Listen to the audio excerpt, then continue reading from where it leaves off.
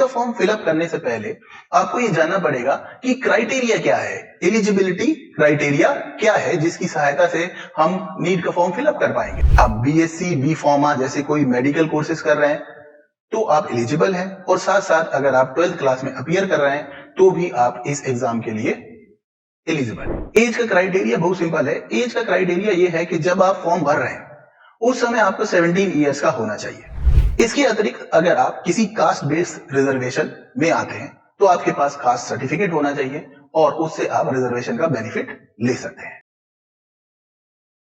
कुछ समय पहले एनटीए के डायरेक्टर ने एक अखबार को इंटरव्यू देते हुए बताया कि अब नीट 2023 के एप्लीकेशन फॉर्म्स बस आने ही वाले हैं। तो आज की इस वीडियो में हम ये बात करने वाले हैं कि ये एप्लीकेशन फॉर्म कब तक आ जाएंगे।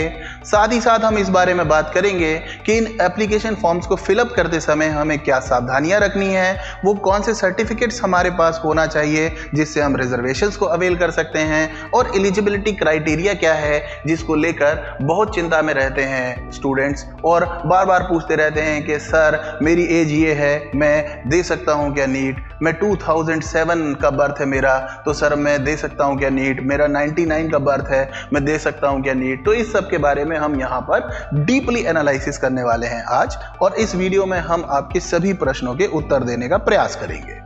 तो चलिए शुरू करते हैं। सबसे पहले बात आती है कि नीट का रजिस्ट्रेशन फॉर्म कब तक अवेलेबल हो जाएगा। तो नीट का जो फॉर्म है वो आपको अवेलेबल हो जाएगा विद इन 1 और 2 वीक।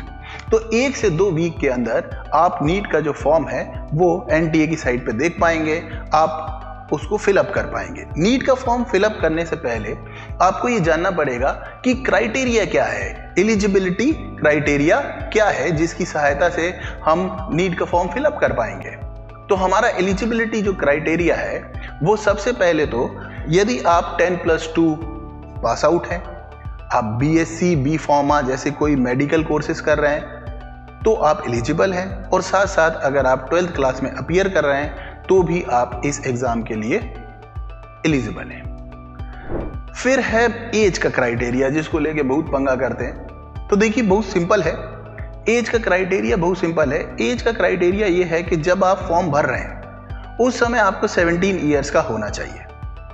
आप जब भी डेट ऑफ बर्थ है आपको 17 ईयर्स का होना चाहिए।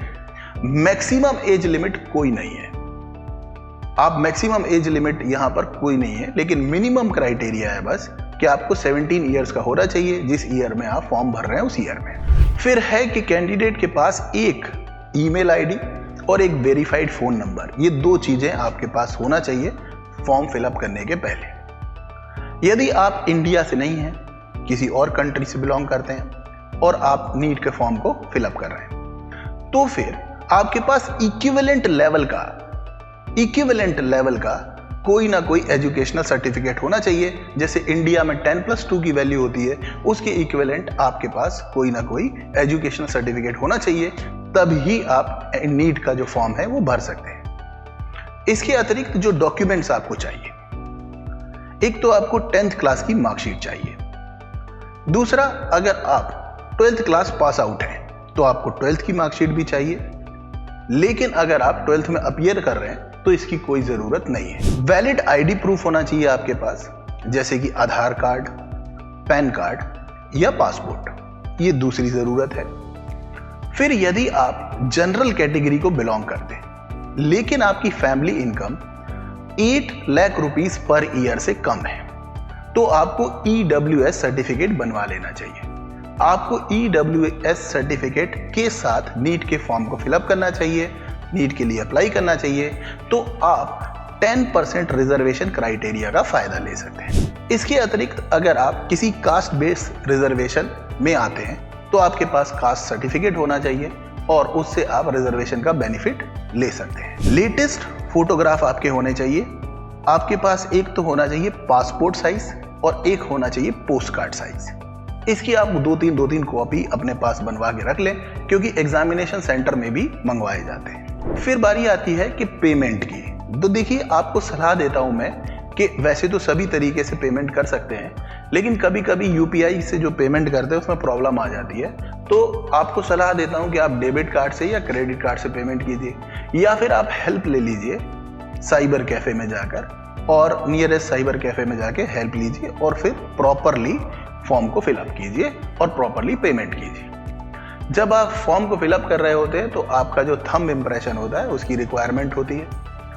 अगर आप फिजिकल हैंडीकैप कैटेगरी में आते हैं या स्पोर्ट कैटेगरी में आते हैं तो आपको उनके सारे सर्टिफिकेट अपने साथ रखना चाहिए बिफोर रजिस्ट्रेशन, जिससे कि आप रजिस्ट्रेशन में किसी भी प्रकार की जो फैसिलिटी है, जो रिजर्वेशन है, उसका फायदा ले सकते हैं। उम्मीद करते हैं कि ये वीडियो आपकी नीट की जर्नी में आपकी मदद करेगा। हम ऐसे ही इंफॉर्मेटिव वीडियो इस चैनल पर लाते रहते हैं, तो सब्सक्राइब कीजिए हमारे चैनल को। God bless you.